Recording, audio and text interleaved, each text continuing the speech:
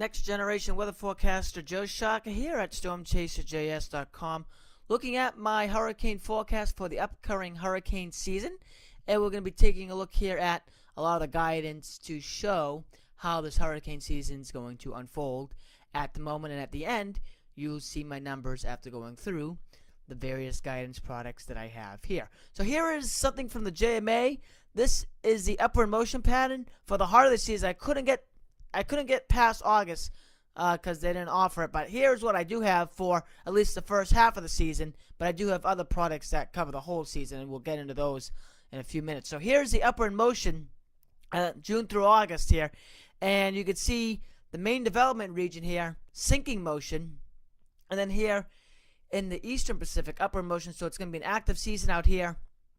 But you can see the Atlantic is going to be slightly below normal, at least through this period here with this kind of configuration. Again, this is a mean over those 3 months, so I don't have each individual month of what this looks like, but overall that is a negative for the Atlantic Basin and maybe the Western Gulf of Mexico here in that strong upward motion pattern here while there's downward motion here. So rising and sinking. So that's how it looks on the JMA June through August.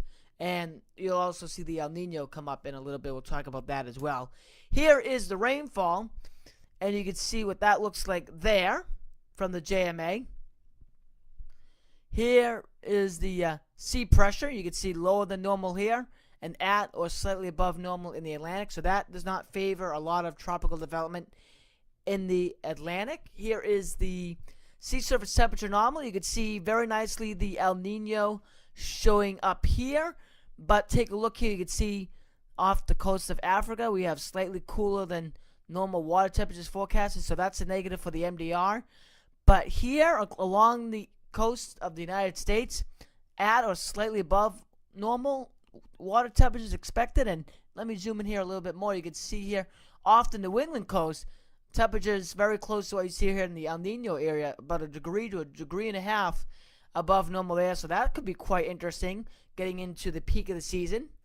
Let me go back over here and pull up the next product here, which is the Canadian SIPS. And this here is the total accumulation for the three-month period here, June through August. Again, you can see the El Nino showing up nicely here, the dry and the deep tropics, but activity possible off the U.S. East Coast, June through August. Here's July through September, same kind of thing, dry in the deep tropics, and then some interesting signals off the East Coast, dry in the Caribbean as well. And then August through September looks like this. Again, the continuation of less activity in the main development region, but at or slightly above normal liquid, if you will, along the eastern part of the United States into the Gulf of Mexico. And here's September through November, and same kind of situation as you saw over the last few months. So it looks like overall that is where we're going with the Atlantic hurricane season. Here is the Canadian SIPS upward motion. You can see this is a negative here. This is a positive. Again, this will shut down activity in the MDR. This will favor it in the Eastern Pacific. Here is the sea surface temperature forecast, July through September. At or slightly below normal SSTs, as you saw from the JMA. There's the El Nino showing up quite nicely. And again, there's the warmer than normal water temperatures off the U.S. East Coast and the Gulf of Mexico. August through September, same kind of situation. Warm and close to the United States, not pretty much around average in the MDR. And then there's the El Nino showing up quite nicely again. Here is the precipitation. Again, dry in the tropics. There's the El Nino, and then at or above normal close to the U.S. coast. Same thing there. July through September, and then August through October. But it's interesting to note, and you're going to see the European on here too, all of these climate seasonal models have possibly impacts for the U.S. coast. So what I think we'll see here is systems not doing too well in the MDR, but then conditions becoming more favorable as they get closer to the coast. So improving conditions as storms get closer to the coast. And there's the SSTs for July through September, August through October. And then here is the European. You can see what this looks like here. This is the month of June. You can see the tropics are dry. Here is July. Again, interesting to note here. These above average anomalies on the East Coast. Again, the tropics dry again. Here is August. Very, very dry in the deep tropics. And then, again, interesting here. Above average along the East Coast. September, dry, moist. I don't know what to say. Look at this. This is really a good pattern. Looking like a good signal for high impact to the U.S. coast, even though the numbers are low. And you'll see that in just a second.